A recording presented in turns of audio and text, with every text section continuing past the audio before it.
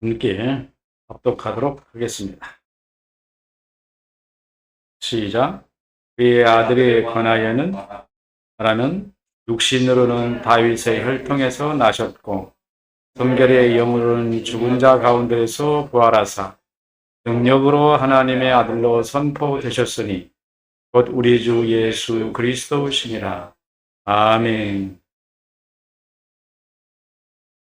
코로나가 기승일 때는 우리가 안 걸렸는데 밖에 나갔다 오더니 하나를 가져왔습니다.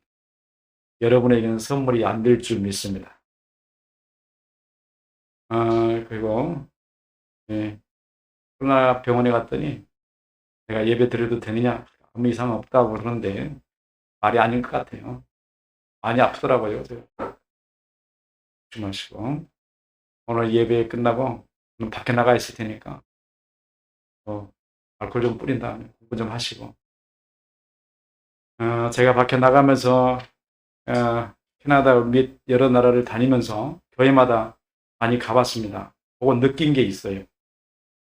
선교에 관한 느낌인데 두 가지가 있습니다. 첫 번째는 가난한 나라에서 복음이 전파되어지잖아요. 그때는 선교사가 그 나라에서는 최고의 대우를 받습니다. 왜냐하면 가난한 사람들에게 돕고 물질도 가장 많은 사람들이 선교사예요. 그래서 지역에 가면은 지역의 유지, 지역에 존경받는 사람 중에 한 사람들이 선교사입니다. 근데 그 나라가 어느 정도 한 10년, 20년 가다가 보면 경제적으로 발전하고 부유해지잖아요. 그때부터 선교사는 무시당하기 시작합니다. 어느 때부턴가 이렇게 무시가 당해요. 그래서 선교사가 있는지도 몰라요, 사람들은. 선교사에게 오려고 하지도 않고. 왜 그럴까? 저는 원래 알고 있었죠. 알고 있었는데, 그런 말을 하면은 그 사람들은 납득을 안 합니다. 선교사님들이 납득을 안 해요. 받아들이지 않아요. 그 원인이 뭐라고 생각할까요, 여러분들은? 원인이 뭘까? 왜 가난할 때는 그들에게 영향력을 미치는 선교사 위치가 조금 먹을만 하니까 선교사가 아래로 보이는 이유가 뭘까요? 그들에게는 선교사를 그들이 돕는 자들이었지만 그냥 도움이 필요가 없잖아요. 그냥 선교사가 필요 없게 되잖아요. 뭐가 잘못됐습니까? 두 번째 요인으로 복음이 잘못됐다. 예수 믿으면 복 받는다는 복음이 나중에 조금만 부자가 부유해져도 교회하고는 멀어져 버렸다. 그래서 결론 내린 게 복음이 잘못됐구나. 오래전부터 그걸 많이 느꼈고 선진국인 캐나다, 미국 가봐도 역시 마찬가지입니다. 지금 교회를 차지하고 있는 사람들은 대부분이요 흑인들이에요. 7, 80%가 흑인들입니다. 그 원주민 교회에 가보다 그 나라 백성들 교회 가보면 흑인들이 많죠. 백인들 별로 많지 않아요. 특별히 잘 믿는다고 또 교회 나와서 교제할 수 있는 특별한 사람들 외에는 교회 나오질 않아요. 그래서 캐나다 토론토만 해도 한인교회가 사람이 제일 많고 그리고 백인들 교회는 사람 가면 20명, 30명 이렇게 앉아있죠. 한인교회도 답습해 가고 있습니다. 그들은 고국을 떠나서 타향에 와서 살기 때문에 서로 간의 교제, 언어도 소통도 가능하고 서로 간에 자기들 정서를 나눌 수 있기 때문에 이게 그것 때문에 모이는 것이지 복음 때문에 모인다고 하는 사람들은 소수였습니다. 그래서 제가 진단하기를 복음이 잘못됐다. 이 복음이 잘못된 복음이 지금 전해지고 있다. 그래서 심각한 고민을 많이 해왔었는데 이번에 가서 그 두 가지 얘기를 듣고 왔습니다. 자기들은 그 두 가지 얘기를 하면서도 복음이 잘못됐다는 말을 안 합니다. 열심히 전하고 30년 동안 그곳에서 복음을 전했는데 그들이 먹고 살만하니까 이제는 교회를 멀리 하더라. 지금 나온 사람들은 생활의 환경과 어려운 환경을 극복해 나가기 위해서 교회에 출석하고 있지만은 실제로 그들은 예수 믿는 사람들이 몇 명이나 될까? 제 생각은 그래요. 그들도 잘 믿으면 도망가 버릴 것이다. 잘 믿으면 아니라 부자가 되면 도망가 버릴 것이다. 이게 뭐가 잘못됐어요? 창세기 1장 28절의 말씀을 오해하고 있는 거예요. 다스리라는 말을 그 영향력을 제대로 행사하지 못하는 데 있습니다. 복음은 다스리는 데 있었던 거예요. 처음부터 끝까지 다스려야 써야 돼요. 그럼 무엇으로? 이거예요. 무엇으로 그들을 다스릴 것인가? 돈으로요? 권력으로? 주님은 사람을 다스리는 방법은 딱 한 가지였어요. 사랑이었습니다. 그럼 그 사랑은 어디에서 나오느냐? 진리에서 나옵니다. 그 진리가 무엇이냐? 말씀이었어요. 말씀으로 변화되지 않고는 어떤 방법도 없었다는 것을 우리에게 여실히 가르쳐주고 있어요. 우리가 50년, 100년 세상이 변하고 사회가 변하다 보면은 교회에 많은 사람들이, 교회에 왔던 사람들이 다 나가버리는 이유가 뭘까? 다스림의 원칙이 잘못되어 있었다. 말씀이 굳건히 서 있지 않았기 때문이구나. 지난주부터 제가 여러분에게 복음에 관한 말씀을 드리는데요. 많이 어려울 겁니다. 큰 이유가 있어요.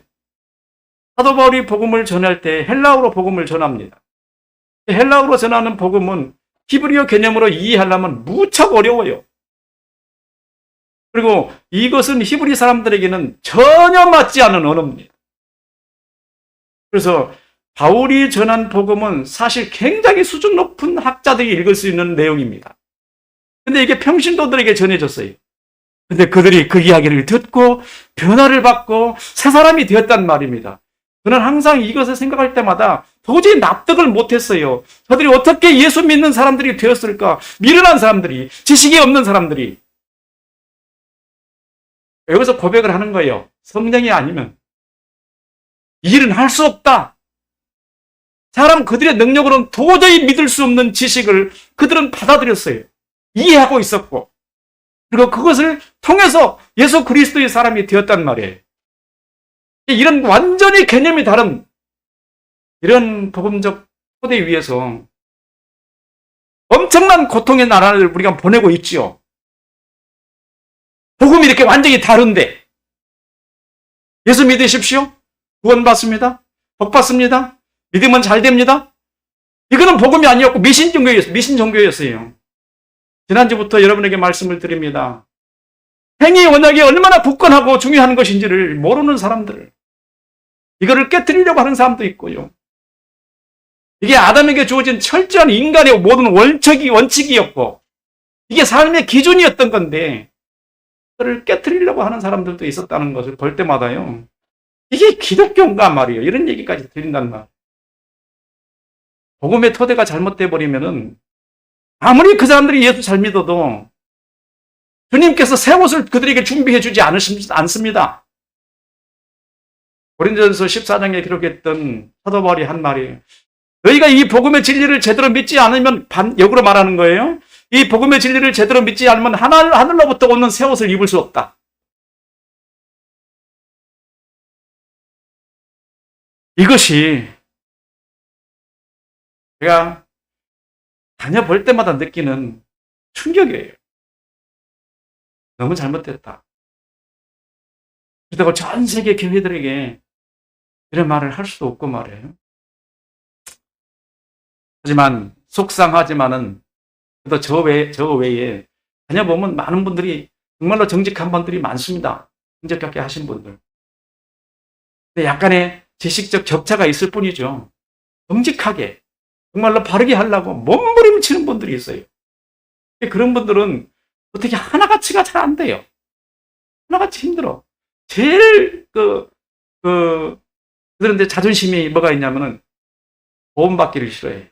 스스로 일어나려고 그래. 누가 도움받기를 싫어하니까 되겠어요? 예수 믿으라고 전할 때 참 복음을 전하려고 하니까 그 사람들은 돈 받는 걸 원하는데 뭐라고 말하냐면 저쪽 선교사는 막 물질 지원을 많이 해주는데 이 사람은 오직 예수 믿으라고만 하니까 오겠어요? 안 오죠. 사람 몇 명 되겠어요? 됩니다. 예수 믿으십시오. 이 하나 가지고 승부를 거는 사람하고 내가 도와줄 테니까 너 믿어 하고 누가 이기겠어요? 이쪽이 이기죠. 이렇게 믿는 사람들이 잘 믿어질까요? 마음만 그냥 믿는 것처럼. 이런 안타까움을 제가 또 보고 왔습니다. 이 두 가지 안타까움 속에서 저는 괴로워하지요. 항상 괴로워해요. 하나님, 내가 믿는 게 진짜 맞는 겁니까? 왜 나는 이렇게 해야 됩니까? 주님이 그러시는 거예요. 너희를 부르심을 보라. 너희 중에 문벌 좋은 자가 있느냐? 너희 중에 부유한 자가 있느냐? 너희 중에 없는 자, 가난한 자를 택하여 내 종을 삼지 않았냐? 고린도서 사도 바울이 한 말이에요. 우리를 잘나게 하는 것도 하나님의 뜻이 아니었고, 우리가 부유하는 것도 하나님의 뜻이 아니었고, 우리가 더 능력을 행하는 것도 하나님의 뜻이 아니었어요. 오직 그들 속에 딱 한 가지 일을 하는 겁니다.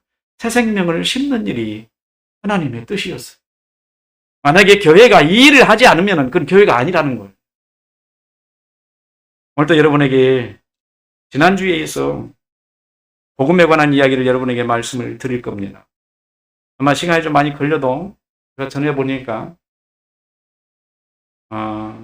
빨리 마무리를 하려고 했는데 시간이 많이 걸립니다. 시간이 들려도 여러분 은혜로운 시간 되시길 바랍니다.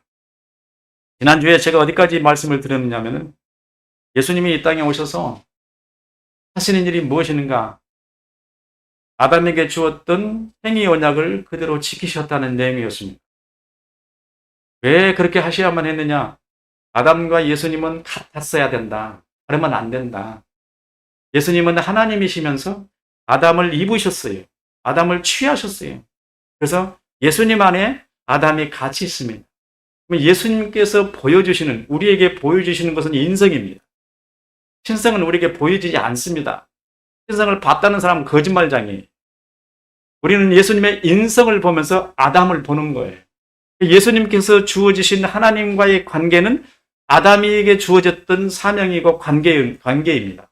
이걸 명확하게 이해를 해야 돼요. 그래서 예수님을 볼 때마다 우리는 첫사람 아담을 보는 겁니다. 예수님은 우리에게 특기할 만한 말씀을 하셨습니다.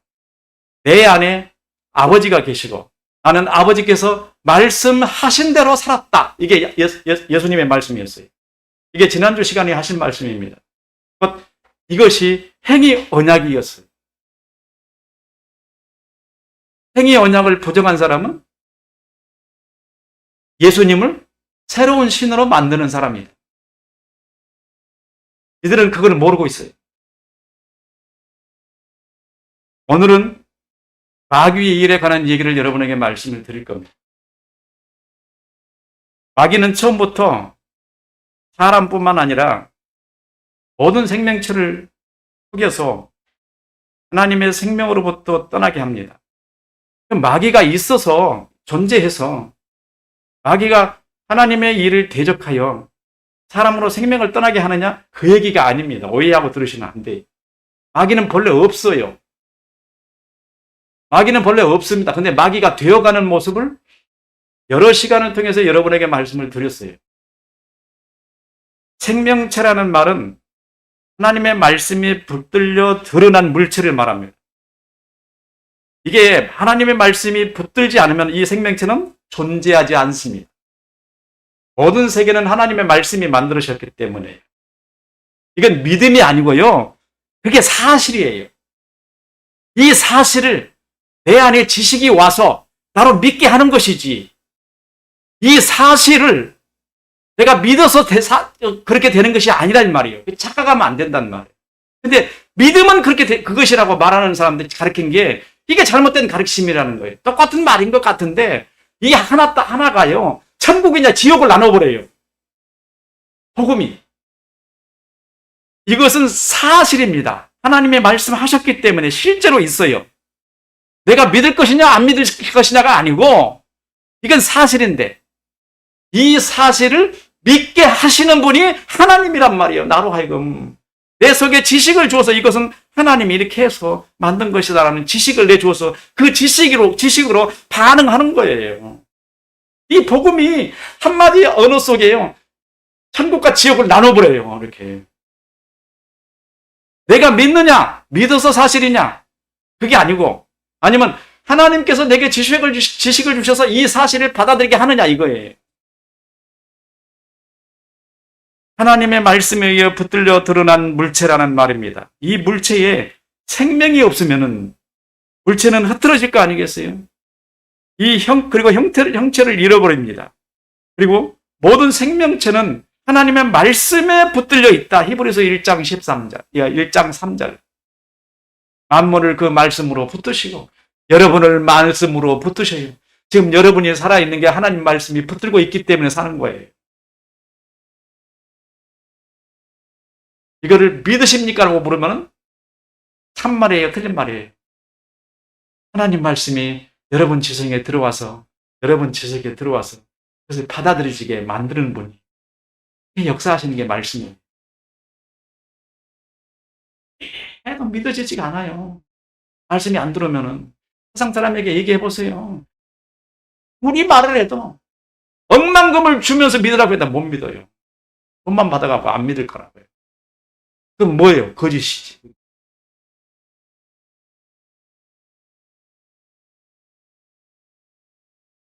하나님이 지으신 천지 창조 세계에 하나님께서 지으시지 않은 것이 있습니다. 존재한다는 말하고 있다는 말하고 참 구별하기 어려워요. 있다 그러니까 여러분 존재한다 이렇게 이해하시지만 있는 그 존재를 말하는 게 아니고 하나님의 천지를 창조하셨는데 그 창조 세계에 하나님이 지으시지 않은 것이 있어요. 존재라고 생각하시면 안 됩니다. 이 존재는 생명체로서 독립체가 아니었습니다. 그러므로 생명체라고 말할 수 없습니다. 그러니까 드러나지 않는 무언가가 있다는 거죠. 이것이 어떻게 있느냐? 하나님께서 말씀으로 만물을 불러내니까 그 불러낸 물체 속에 들어있는 경향성입니다. 여러분 자주 말씀드렸죠. 이제 귀가 딱지가 붙도록 말씀을 드렸어요. 경향성. 이 경향성은 사람의 지성에서 지어진 정보, 사람이 지은 정보예요. 사람이 지식을 만들어낸 정보와 이 경향성이 딱 결탁을 하니까 어떤 현상이 나타나냐면 정체가 확 드러났어요. 그것이 거짓입니다.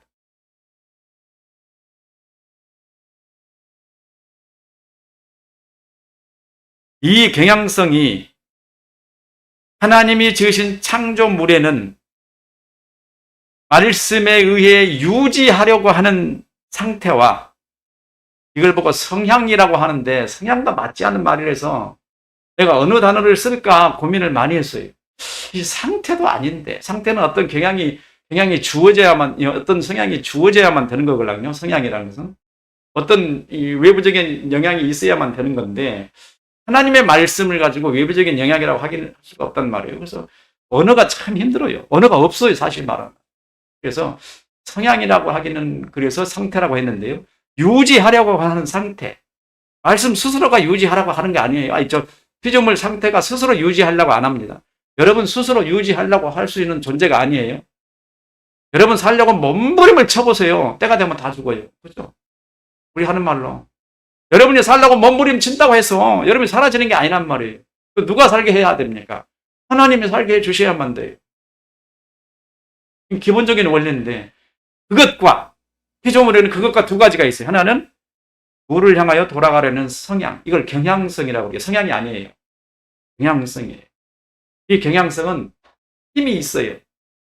근데 스스로는 작용을 할 수 있는데 어떻게 스스로 작용하느냐 하면 위에 가지고 있는 이 상태가 유지되지 않을 때 밑으로 흘러갑니다. 하나님 말씀이 없으면 이건 어떻게 돼요? 무로 돌아간다. 이 경향성이 있습니다. 이 경향성이 바로 그 경향성이 거짓과 결합하여 거짓이라는 정체를 구체적으로 드러냈어요. 이해가 되겠죠? 거짓을 구체적으로 드러냈어요. 우리의 예수 믿는 사람의 최대의 적은 무엇이죠? 거짓이에요, 거짓. 미국 공항에 가보세요.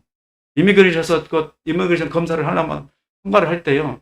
가장 싫어하는 사람이 거짓말 하는 사람이에요. 내 대화 몇 번 해보고 거짓말 하잖아요. 당장 따로 불러요. 거짓말 그걸 밝혀내길 때까지. 제대로 말 안 하면 입국 안 시킵니다. 미국이 원래 거짓을 가장 싫어하는 나라예요. 지금 세계에서 제일 거짓말 잘하는 나라가 미국이에요. 망하죠, 이제. 망합니다. 아직은 하나님이 붙들고 계시니까 그 역사를 위해서. 이 경향성이 거짓과 결탁을 해서 정체를 드러내는데 거짓이었다. 이제 우리는 마귀가 처음부터 있었던 것이 아니라, 그죠? 처음부터 있었던 것이 아니에요. 아니라 사람이 지음을 받을 때부터 사람 안에 함께 있었던 필연적인 경향성, 그죠?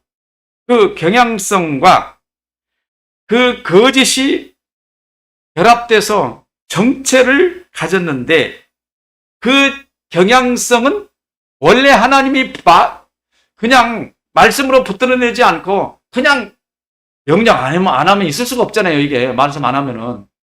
그러잖아요. 하나님이 있으라 안 하면 있을 수가 없잖아요. 이 어린애가 생각해봐도 그래요. 제가 어떻게 있을까? 스스로 있어? 그럼 쟤도 하나님이죠. 그죠? 스스로 있는 존재니까. 있을 수가 없단 말이에요. 그래서 필연적으로 말씀을 하셨으니까 어떻게 해요? 일어나죠. 그럼 이게 말씀이 영향력이 사라지면 어떻게 돼요? 도로 돌아가라는 성향이 필연적이잖아요. 두 개의 경향성은 항상 있죠. 말씀을 만물로 불러내자마자 존재하기 시작한 거죠. 그래서 이게 하나님의 창조하실 때부터 있었던 것이라. 이렇게 말하는 거예요. 하나님이 존재하라 했는데 존재하지 않으려는 경향성이 거기 있었고 여기에 왜곡된 거짓 지식들이 이를 거처로 삼아 자기 정체를 드러내는 것입니다. 그러므로 모든 거짓은 무로 돌아가려는 경향성을 거처로 하여 세상에 그 정체를 드러내 보이고 있습니다. 하나님께서 말씀으로 만물을 부르시자 만물이 말씀에 의해 형체를 드러냈습니다.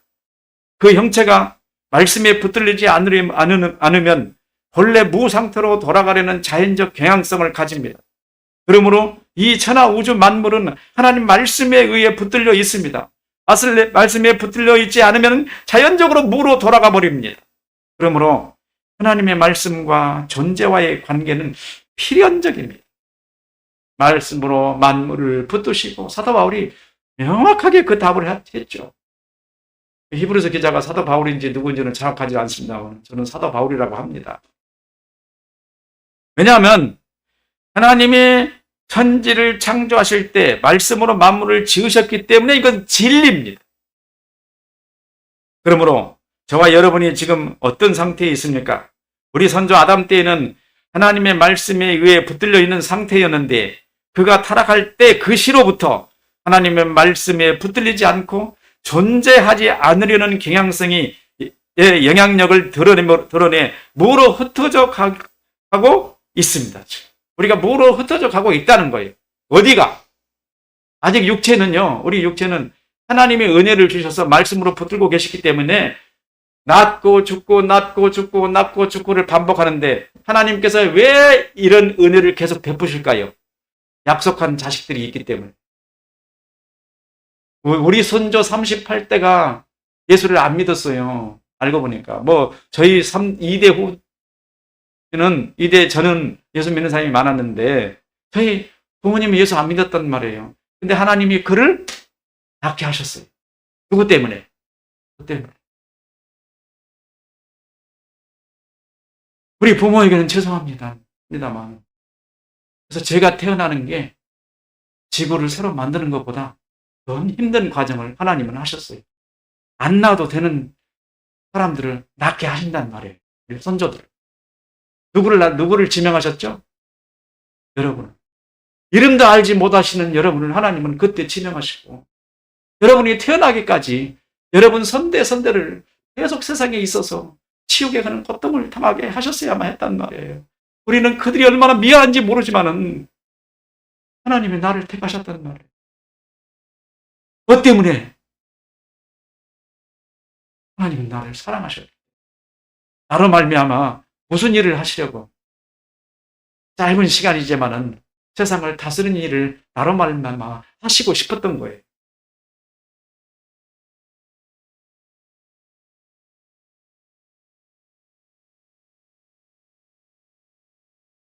실제로 우리가 태어나고 사는 근본은 하나님 말씀이 붙들고 있는 상태이지만 사람은 그것을 알지 못하고 자기 마음대로 살아서 도를 향하는 경향성인 거짓으로 살아가고 있습니다. 그러므로 생명은 하나님의 은혜요, 삶은 하나님을 배반하고 있는 것입니다. 보세요. 내가 태어난 생명은 하나님의 은혜고 삶은 하나님을 배반하는 삶이에요. 내 한 사람 안에 두 개가 같이 있는 거였습니다. 얼마나 깨닫고 나면 비극적인 존재이면서도 우리가 얼마나 하나님 앞에 범죄하고 있는지를 스스로 부끄러워해야 돼요. 그러면서도 예수 믿는 것 자체가 우리는 얼마나 하나님 앞에 떳떳하고 자랑스러워 하는지 모릅니다. 내가 믿으니 하나님 얼마나 기뻐하실까? 제발 우리 정신 좀 차리셔야 됩니다. 하나님은 그게 아니에요. 하나보다 귀한 너 하나를 구원하기 위해서요. 나를 구원하기 위해서 하나님을 그러실 거예요. 너희 선대 조상들이 다 지옥에 갔다. 그 말 한마디만 들어보세요. 내가 어떻게 세상을 살아갈까? 그들이 살았던 삶을 내가 대신 살아야 되지 않겠어요? 여러분이 새 옷을 입고 저 천국에 가는 그곳에 우리 조상들은 안 계십니다. 저는 여러분을 만나지만은 우리 조상들은 못 만날 거라고. 왜냐하면 그분들은 고통 속에 시달림을 해야 될 거기 때문에. 종이 한 앞뒷면과 같이 한 사람 안에 한쪽은 하나님의 은혜의 생명으로 세상을 태어났고 한쪽으로는 은혜의 배반하는 삶을 살고 있는 인간의 이 더러운 욕심을 가지고 사는 사람이 얼마나 추악합니까? 하루빨리 회개하지 않으면 그 벌이 얼마나 더 크겠습니까? 은혜를 누리면 은혜 속에 살면서도 은혜를 모르고 배반하는 인생을 사는 사람, 거짓으로 일관하는 인생을 사는 사람, 그들에게 가서 예수 믿으라고 말하면 그들이 뭐라고 말하십니까? 당신이라고 믿으라고. 복음을 전하기 위해서 전도지 하나라도 주면 뭐라고 한 줄 아십니까? 내가 가까이서 복음 전하는 전도지를 주는 줄 알면 멀리 도망가요, 저리로. 자기 받을까봐. 오늘까지 저와 여러분이 살고 있는 이것은 죄에 빠진 우리에게는 구원하시는 하나님의 순전한 은혜입니다. 하나님은 은혜가 풍성하시고 사랑이 많으셔서 작정하신 목적을 다 이루기까지 인내하고 기다리셨습니다. 저와 여러분에게 있어서는 마침내 지금이라고 말해요. 마침내 지금 여러분에게 구원을 행하시고 여러분에게 구원이 이루어진 것입니다. 이 세상은 지금까지 하나님 말씀이 붙들고 계시는 상태입니다. 그런데 유일하게 사람의 지성에만, 사람의 영혼 속에만 하나님의 말씀이 붙들려지지 않고 무로 돌아가려는 경향성이 지식화되어 정체를 드러내고 하나님의 말씀을 배반하고 있습니다. 이것을 가장 쉽게 이해할 수 있는 예화는 얼음덩어리를 관찰하면 지혜를 얻을 수 있습니다. 얼음은 본래 물입니다. 본래 물이에요, 얼음은. 근데 거기에 차가운 기운이 스며들기 시작하니까 그 차가운 기운에 의해서 얼음덩어리가 됐죠. 물이 얼어서. 얼음덩어리가 됐잖아요. 만약에 차가운 기운이 거기에 스며들지 않으면은 물이 얼음이 됩니까? 안 됩니까? 되죠. 차가운 기운을 만나서 얼음이 되었습니다. 물이 차가운 기운을 만나지 않는 상온 상태에서는 절대 얼음이 안 됩니다. 물과 차가운 기운은 이 둘은 얼음이 되게 하는 절대적 조건입니다. 흙과 하나님의 말씀은 사람이 되게 하는 절대적 조건이 여기에다가 하나님은 하나님의 영혼에서 불어나오는 숨을 그 코에다가 쑥 불어 넣으셨어요. 그래서 흙 속에 영혼이 들어가 있는 거예요. 만약 얼음이 다 된 상태에서 차가운 기운이 빠져버리면 어떻게 돼요? 물로 돌아가 버리잖아요. 흙으로 만들어진 이 존재에 하나님 말씀이 빠져나와 버리면 흙은 후시시시 부러져서 먼지로 가버립니다. 이것을 보고 뭐라고 말하냐면 환원. 지난 시간에도 말씀을 드렸죠. 몇 번째 말씀을 계속 드립니다. 여기에서 우리는 얼음 상태가 두 가지 성향을 지니고 있는 것을 알 수 있습니다. 얼음이란 딱 얼음이 두 가지 성향을 지니고 있어요. 차가운 공기가 들어가면은 얼음이 그대로 유지되고, 차가운 공기가 빠져버리면은 얼음은 녹아버려요. 얼음 스스로 그렇게 되는 거 절대 아닙니다. 착각하시면 안 돼요. 얼음 스스로는 절대 이런 영향을 내릴 수가 없어요. 말씀이 개입되지 않으면 그 상태는 유지되지 않는 상태로 가는 환원이 되어버리고, 말씀이 개입하면은 어떻게 돼요? 유지되는 상태가 되는 거란 말이에요. 이걸 보고 성향이라고 그러는데요. 어떤 개입이 없으면은 그 상태는 그대로 유지돼야 되는데, 얼음은 그렇지가 않아요. 하나님의 개입이 없으면은 아래로 내려가 버려요. 그래서 성향이 되는 거예요. 근데 여기서 말하는 아래로 내려가려고 하는 것을 경향성이라고 아까 말씀드렸다는 거예요. 유지와 환원은 모든 물체에 다 있습니다. 얼음 상태로 유지하려는 것은 스스로의 능력으로 되는 것이 절대 아니에요. 절대 그 얼음 그거 자체가 그 스스로 능력으로 내가 더 유지되고 싶어 이렇게 되는 것도 아니고, 아래로 내려가고 싶어 그렇게 되는 것도 아니에요. 여러분도 내가 더 강한 사람이 되고 싶어서 절대 안 된다는 거예요. 내가 이제 다 살았어, 나 죽을 거야, 흩어져지는 것도 아니라는 말이에요. 외부적인 영향, 하나님 말씀에 의한 영향이 아니고는 아무것도 될 수 없는 것이 인간의 존재란 말이에요. 피조물이란 말입니다. 얼음 상태를 유지하려면 찬 기운이 계속 공급되어야 합니다. 이것을 물리학적으로 이것을 열 에너지 하고, 과학적으로는 엔트로피 지수라 이렇게 말해요. 곧 생명체가 존재 상태를 유지하려면 에너지가 요구됩니다. 하나님이 지으신 창조 세계의 에너지는 하나님 말씀에서 나옵니다. 말씀이 없으면 에너지가 공급되지 않고, 에너지가 공급되지 않으면 생명체가 환원 상태로 돌아가 버리게 됩니다. 그러므로 사람이 존재 상태를 유지하려면 뭐가 있어야 돼요? 말할 것도 없죠. 하나님 말씀이 있어야 되겠죠. 여러분, 하나님 말씀이 왜 이렇게 필요한지, 제가 왜 하나님 말씀을 중심으로 여러분에게 이렇게 생명 걸고 말씀을 전하는 줄 아시나요? 하나님 말씀이 아니면 기독교가 아니라 이 말이에요. 여러분, 존재 상태도 하나님 말씀이 아니면 존재 상태가 아니고 무로 돌아가려는 길을 가고 있단 말이에요. 두 번째로, 얼음 상태에서 물로 돌아가려는 환원은 찬 기운이 공급되지 않는 거예요. 이것이 없어지려면, 하나님 말씀만 사라져버리면 그냥 가버려요. 여러분도 알지 못하지만 이 모든 세상 자원은 지금도 여전히 하나님의 말씀의 공급에 의해 저들은 생명이 유지되고 있는 거예요. 그러나 사람에게는 그 적용이 일반 자연적 상태와는 다릅니다. 왜냐하면 하나님의 말씀이 생명체에게 지속적으로 공급되고 있고, 사람은 계속해서 존재하고 있습니다. 언젠가 사라져버리는 그런 상태를 지속해 가는 것이 아니라, 지금 사람이 존재하는 것은 하나님의 말씀이 지속적으로 공급되고 있는 것입니다. 이 상태를 이해하는 것이 여러분에게 매우 중요해요. 복음은 바로 처음부터 이것을 가르치려고 했던 거예요. 하나님의 말씀은 사람에게 공급되고 있으나 사람은 무로 돌아가려는 환원 상태에 있습니다. 잘 보세요. 그 무로 돌아가려는 환원 상태가 육체에 있어요? 영혼에 있어요? 영혼의 지성 안에 들어있잖아요. 여러분 지성에. 여러분 지성은 무로 돌아가려는 환 상태가 돼 있고, 여러분 육체는 하나님 말씀의 보호를 받고 있고, 이게 참 아이러니한 현상 아니에요? 아이러니한 현상? 하나님은 뭘 하시려고 했어요? 가장 중요한 거, 영혼에 들어있는 지성을 고치려고 하는 거 아니겠어요? 지성. 그 지성을 바꿔버려야 되는 거 아니겠어요? 하나님의 창조는 무에서 말씀으로 불러냈습니다. 그러므로 만물 존재 상태에서 유지되게 하려면 말씀이 만물을 붙들어야 합니다.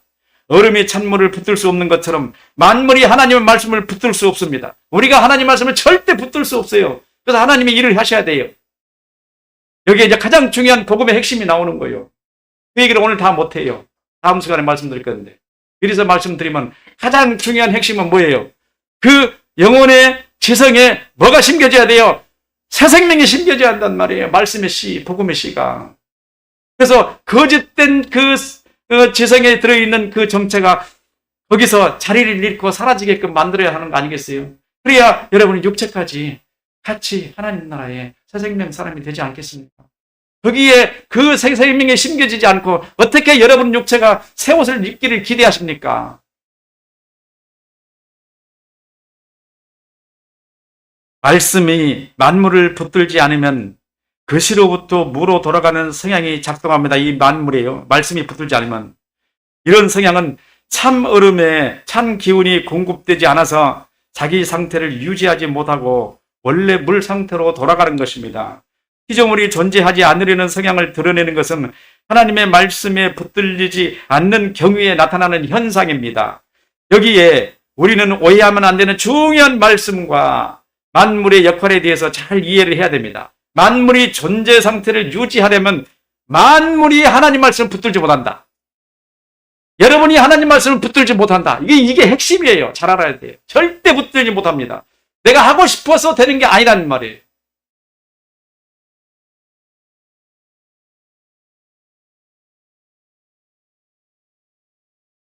이는 단순히 이론적 표현으로만 다른 것이 아니라 실제로 현 세상의 만물에 적용되는 표현입니다. 만물은 어떤 경우에도 하나님 말씀을 붙들 수 없습니다. 하나님 말씀을 만물을 붙들어 줘야 합니다. 그런데 만물은 하나님 말씀을 붙들 수 없는데 그런데 사람에게는 다르게 말씀하셨어요. 만물들은 하나님께서 적극적으로 붙드셔서 존재하게 하심으로 끊임없이 말씀을 보내어지고 있습니다. 그런데 사람에게는 말씀을 붙드는 것을 자기 선택에 놓았습니다. 이해가 되겠어요? 아담과 하와에게 말씀을 네가 붙들 것인지 붙들지 않을 것인 것이 선택에 놓았잖아요. 행위 뭐냐? 아담과 하와에 말씀을 여러분이 붙드냐 않느냐는 다음 얘기고요. 아담의 얘기만 들어보겠습니다. 아담이 그런 상태에 났는데 아담이 뭘 결정했죠? 말씀을 붙들지 않기로 결정해버렸잖아요. 그래서 그때부터 지금까지 여러분이 구원받기 전까지는 어떤 상태죠? 말씀을 붙들지 않았기 때문에 스스로 말씀을 붙들 수 있는 상태입니까? 붙들 수 없는 상태로 타락한 상태로 심판을 받아버렸잖아요. 우리가 구원받기 전까지는 이미 심판받은 상태입니다. 그래서 우리는 말씀을 붙들 수 없는 사람이었어요. 어떻게 해야 되겠어요? 우리가 말씀을 붙들려면 하나님이 성령께서 역사를 해주셔야 되겠죠. 이게 구원이에요. 하나님의 값없는 의예요. 구원. 아무런 노력도 할 수 없는 우리에게 하나님의 씨를 하나 턱 떨어놓고 거기에다가 물을 붓고 말씀을 계속 줌으로 나를 사람을 만들어 놓은 것이란 말이에요. 이게 구원이에요. 그리고 그 이후에 또 뭐라고 말씀하십니까? 그 이후에 뭐라고 하시죠? 우리가 또 붙들어야 돼요. 이제 우리가 말씀을 찾고 붙들어야 되는 거예요. 왜? 거듭난 사람이기 때문에. 타락한 아담의 상태를 회복했기 때문에. 그런데 있죠. 아담은 망할 수 있는 사람이었는데 우리는 망할 수 없는 사람이에요. 말씀을 붙들기만 하는 사람으로 바뀌어버려요. 이게 복음의 씨앗이란 말이에요. 이게 예수 그리스도의 십자가의 죽음이란 말입니다. 저와 여러분이 이 엄청난 기적의 복음을 다른 방향으로 들어왔었어요. 그런 식으로. 구원에 대한 어마어마한 핵심의 이야기를 다른 곳으로 들었다는 말. 계속해서 내가 내 자기 의지를 가지고 믿기만 하면 되는 얘기. 앞에 구원받기 전까지 여러분들은 믿을 수 있다고 그랬어요? 못 믿는다고 그랬어요? 절대 못 믿는 존재라는 말이에요. 내 의지를 드러내서 믿을 수 있습니다라고 말할 수 없어요. 그럼 무엇이 와야 됩니까? 복음이 와야 되는데 그들이 말하는 복음은 예수 믿으면 잘 돼. 누구든지 잘 된다는 데 믿고 싶죠. 내 마음속에서 그 믿음이 일어나잖아요. 그거 믿으면 가짜라고 그러잖아요. 왜 이렇게 세상이 복음을 받아들이기가 어려운 세계가 됐을까요? 복음을 저리 멀리 놔두고 완전히 왜곡되고 개조된 복음을 사람들에게 가르쳐서 예수를 이상하게 믿게 만들어가지고 나중에 그 자기들도 천국 갈 때 옷을 못 입더니 그를 따르는 모든 사람에게 옷을 못 입게 만들어버리는 악한 자들의 유혹이 아니었습니까? 이거 어떻게 말을 해야 되겠나요?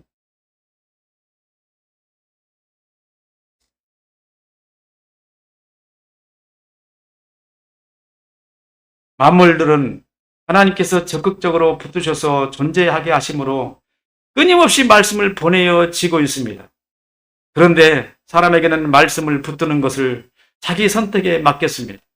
이것이 행위 언약이었던 겁니다. 행위 언약은 사람에게 적극적 노력을 요구합니다. 그것은 하나님과 사람과의 철저한 객관적 관계, 곧 사람의 독립성 때문이에요. 만약 사람이 다른 피조물들과 같이 항상 하나님의 말씀으로부터 공급되는 말씀으로 붙들려 산다면 타락할 이유가 없죠. 어떻게 타락을 왜 해요? 하나님의 말씀이 계속 공급되고 있는데 그 말씀의 지배를 받고 있는데 어떻게 타락을 하겠느냐고요. 아담의 타락은 거짓말이 되어버리죠. 그렇잖아요. 그래서 피조물에게 주어진 것과 사람에게 주어진 것이 완전히 다르다. 사람에게는 특별한 뭔가 있었는데 하나님으로부터 부음을 받은 하나님의 그 영혼 안에 있는 기능이 하나님 말씀을 선택할 것인지 선택하지 말 것인지 하는 그런 언약적 기능을 갖고 있었다는 거예요. 스스로 독립적으로 하나님과 같이.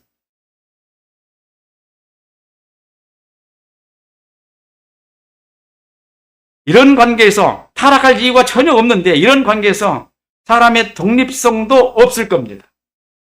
곧 하나님께서 사람에게 영광을 받으시는 행위는 순수한 사람의 행위여야 돼요. 아무것도 영향을 받지 않고 순수 그 사람에게서 나온 하나님의 영광을 드러내는 행위.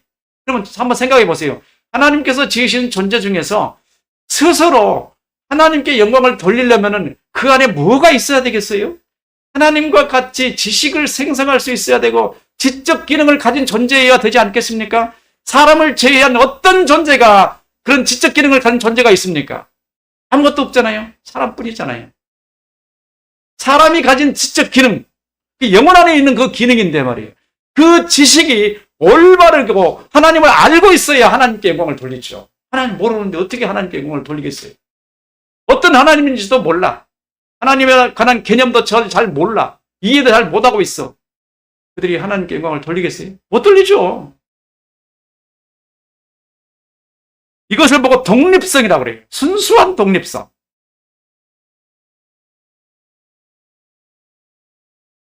하나님께서 사람에게 영광을 받으시는 행위는 순수한 사람의 행위여야 합니다. 하나님의 어떤 관여도 없이 순수하게 사람이 자신의 능력과 노력으로 하나님을 영광스럽게 하는 것입니다.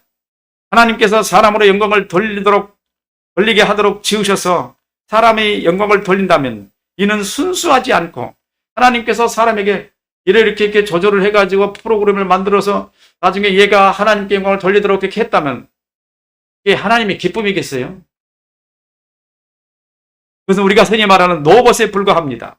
그래서 순수한 독립적 상태에서 자기 결정으로 선하고 아름다운 일을 하도록 하기 위해서 선택권을 사람에게 부여하셨고 여기에 대해서 그 행위 결과에 대한 책임도 부과하신 것입니다. 이르나여 에덴 동산 중앙에 선악과를 두시고 하나님의 말씀을 지키라고 하셨던 것입니다. 마귀의 일은 곧 피조물로 하여금 생명을 얻지 못하게 하는 것이지만 하나님의 말씀을 공급받지 못한 경우에 나타나는 일로서 사실 적극적인 행동이 아니라 피조물에게서 자연적으로 행동되어져 활동폭이 증가해가면서 적극적이게 됩니다. 이것은 피조물이 하나님의 말씀을 거부하는 동기와 함께 행동이 드러나기 시작하는데 피조물 중에는 하나님의 말씀을 거부할 존재 자체가 없습니다. 아무도 하나님의 말씀을 거부할 존재가 없어요.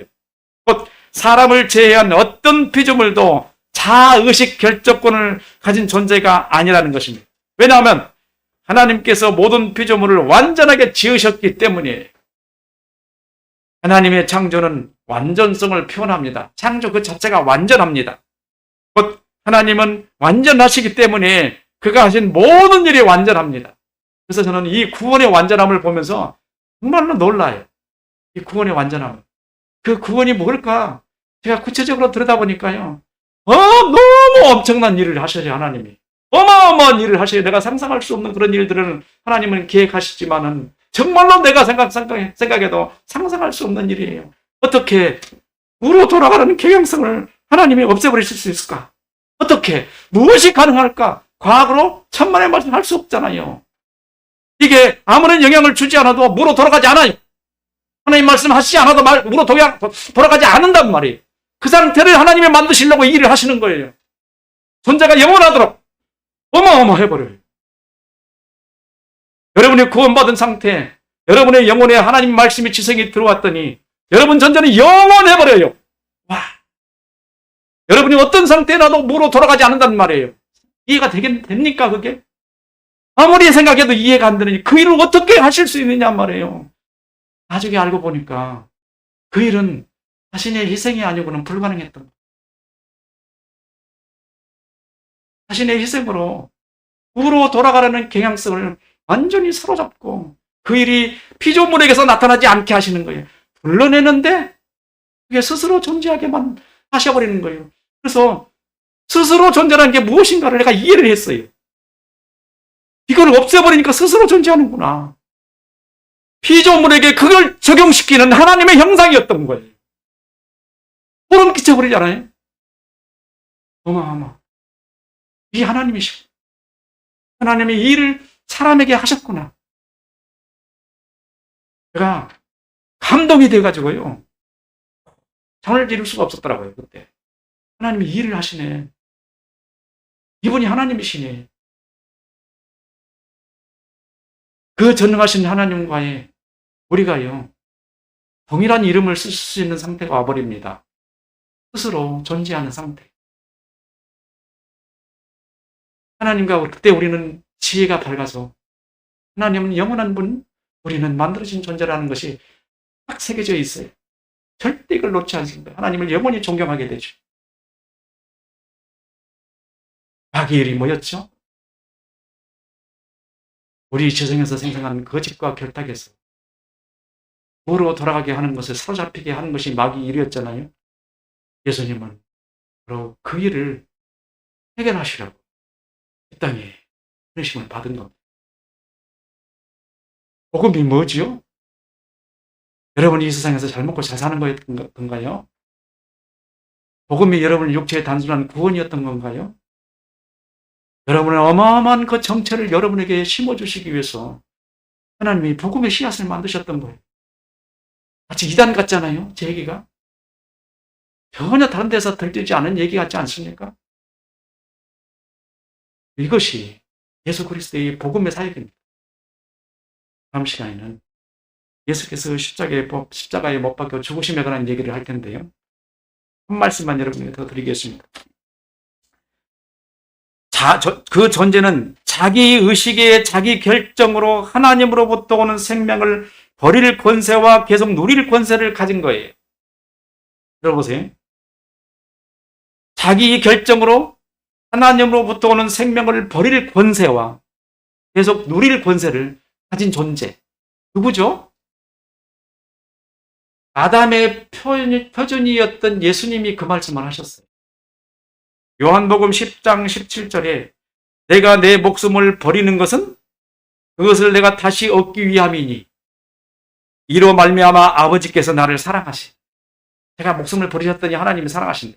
그러면서 이 말이 중요해요. 이것을 내게 빼앗는 자가 있는 것이 아니라 마귀가 있다는 거예요, 없다는 거예요.